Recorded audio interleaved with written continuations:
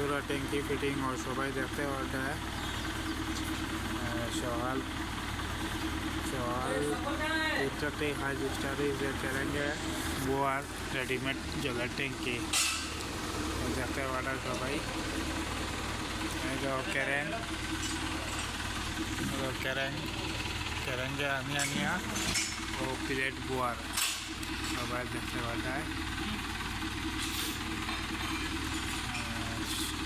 সকাল 3টাতে ও একটা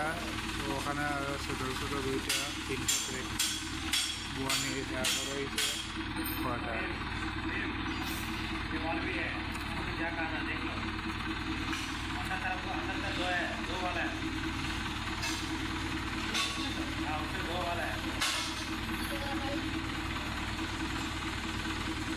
এটা হলো রেডিমেড ট্যাঙ্কি